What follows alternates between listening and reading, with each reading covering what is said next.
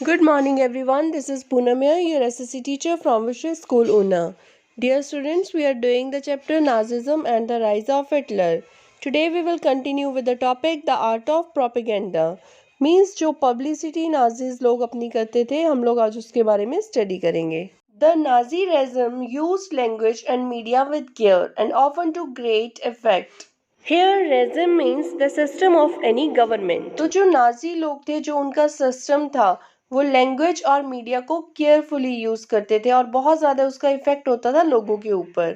The terms they coined to describe their various practices are not only deceptive. Deceptive means when you try to hide the truth. जब आप किसी भी चीज को छुपाने की कोशिश करते हैं, तो वो टर्म्स जो थी जिनको वो लोग यूज करते थे, जो उनकी वेरियस प्रैक्टिसेस थी उनको शो करती थी, उनके थ्रू वो लोग सच्चाई को छुपाने की कोशिश करते थे. They are chilling means Nazis जो प्रैक्टिसेस करते थे वो बहुत ज्यादा चिलिंग थी या फिर फ्राइटनिंग थी. Nazis never used the word kill or murder in their official communications. Mass killing were termed special treatment or final solution for the Jews. Means वो लोग kill या murder जैसे जो words हैं उनका use बिल्कुल भी नहीं करते थे अपनी official communications में.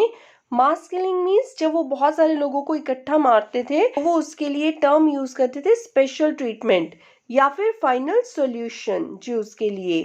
Euthanasia for the disabled. Euthanasia means practice of killing someone without any pain for the disabled. Selection and disinfections. तो इन वर्ड्स का वो लोग यूज करते थे. Evacuation meant deporting people to gas chambers.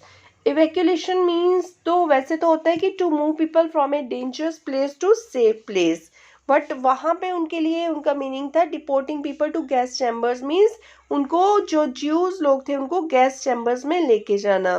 Do you know what the gas chambers were called? They were labelled disinfection areas and looked like bathrooms equipped with fake shower heads. तो ये जो disinfection areas थे ये bathrooms की shape के थे जिनमें only show off के लिए शॉवर्स लगे हुए थे. Media was carefully use to win support for the regime and popularise its world view. तो मीडिया का भी बिल्कुल प्रॉपर यूज करते थे वो लोग.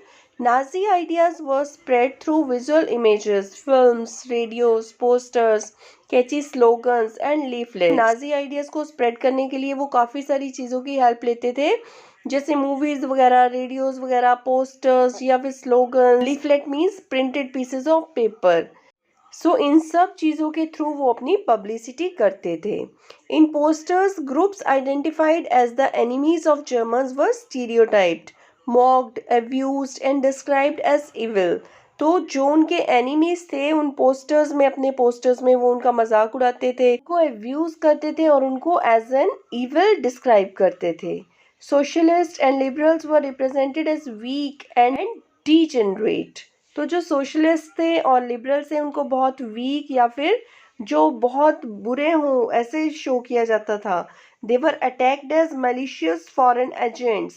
मैलिशियस मीन्स जो हार्मफुल फॉरेन एजेंट्स हैं उनको इस तरह से शो किया जाता था. Propaganda films were made to create hatred for Jews.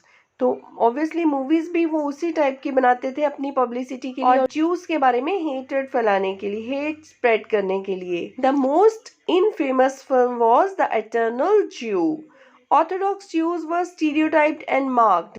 They were shown with flowing beard, wearing kaftans, whereas in reality it was difficult to distinguish German Jews by their outward appearance. तो Jews की image ही इस तरह की बनाई हुई थी कि उनकी flowing beard है, कफ्तान्स डाले हुए हैं जो लूज कपड़े होते हैं, और रियलिटी में ऐसा नहीं था. ये बहुत डिफिकल्ट था उनको डिस्टिंग्विश करना जो जर्मन ज्यूज थे उनकी बाहर की अपीयरेंस से, क्योंकि वो लोग सेम ही थे जैसे जर्मन्स की ड्रेसअप होता था. Because they were a highly assimilated community. They were referred to as vermin, rats and pest. Their movements were compare to those of rodents. Means जो स्मॉल एनिमल्स थे उनके साथ उनका कंपैरिजन किया गया. Nazism worked on the minds of the people, trapped their emotions and turned their hatred and anger at those marked as undesirable. इस तरह से नाजीज ने लोगों के माइंड पे काम किया, उनके इमोशंस को ट्रैप किया एंड और जो अनडिजायरेबल लोग थे जैसे कि ज्यूज वगैरह उनके लिए लोगों के मन में नफरत भर दी. The Nazis made equal efforts to appeal to all the different sections of the population. They sought to win their support by suggesting that Nazis alone could solve all their problems. तो हर type के लोगों के ऊपर Nazis ने equal efforts किए, उनको ये realise करवाया कि सिर्फ नाजी लोग हैं जो उनकी प्रॉब्लम्स को सॉल्व कर सकते हैं. So students, here you can see one image. It is a Nazi poster attacking Jews. कि नाजीज द्वारा बनाया गया ये पोस्टर है जो ज्यूज के ऊपर अटैक कर रहा है. क्या लिखा है इसके बीच में? Caption ever breeds. तो ये जो कैप्शन है इसका मीनिंग है money is the god of Jews, कि जो मनी है वही ज्यूज का गॉड है. In order to earn money he commits the greatest crimes. और मनी को अर्न करने के लिए वो बड़े बड़े क्राइम्स करते हैं. He doesn't rest until he can sit on a big sack of money, until he has become the king of money. Means money उनकी प्रायोरिटी है और मनी कमाने के लिए वो लोग कुछ भी कर सकते हैं. तो इस जो इमेज में उसको एक मनी के सैक के ऊपर बैठे हुए दिखाया गया है एक ज्यू पर्सन को. So students, that's all for the day. Thank you. Have a nice day.